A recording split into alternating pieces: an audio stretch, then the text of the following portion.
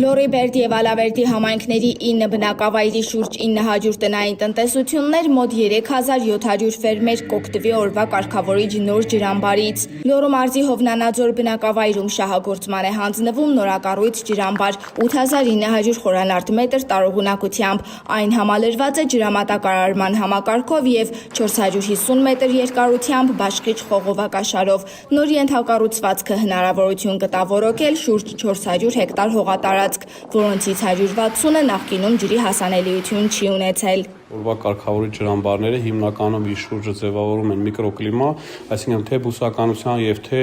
հետագա հեղեղների ժամանակ կատաստրոֆիկ ելքերի հիմնականում ռոռոկման նպատակով, այսինքն այդ ամեն ինչը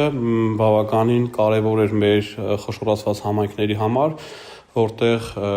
շահագրգիռ հիմնականում բնակավայրերը դա Լոռու ջրանցքի տակ գտնվող բնակավայրերն են, որտեղ գյուղատնտեսությունը զարգացած է, որտեղ բավականին մեծ ցանքատարածություններ կա եւ ջրի սակավության պատճառով շատ ժամանակ բերքը չորանում է։ Ջրամբարը գտնվելով դեպետ գետի վտակի վրա բնակավայրերը նաեւ կպաշտպանի հնարավոր ջրհեղեղներից։ Ջրամբարի կառուցումն իրականացվել է ՄԱԿ-ի զարգացման ծրագրի կողմից Սերբիայի կառավարության ֆինանսավորմամբ։ Դիմակայունությունը սկզբանե ծրագրով տարածքային կառավարման եւ ենթակառուցվածքների նախարարության, Լոռու մարզպետի աշխատակազմի եւ տեղական ինքնակառավարման մարմինների հետ գործակցությամբ։ ՄԱԿ-ի զարգացման ծրագիրն արդեն 30 տարի Հայաստանում է եւ մենք հպարտությամբ ենք նշում, որ գործունեություն ենք ծավալում Հայաստանի բոլոր մարզերում։ Լոռին այն մարզերից է, որտեղ մենք իրականացնում ենք բազմաթիվ ծրագրեր։ Այսօր շահագործման ենք հանձնում ջրամբար Լոռիբերդում, որը ռոռոկման ջրի նոր աղբյուր է այս եւ հարակից բնակավայրերի համար։ Ջրամբարից բացի բազմաֆունկցիոնալ տարածք ենք բացում Փամբակ համայնքում,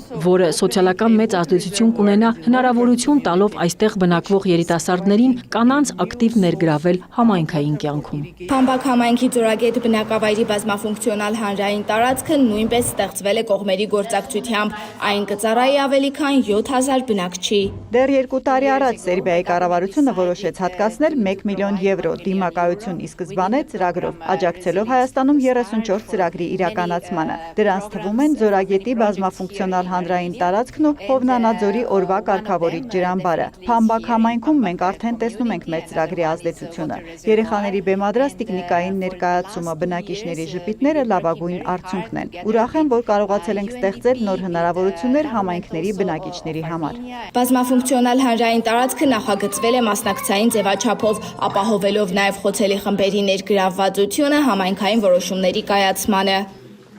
Սերինե Սերոբյան, լուրերի համար։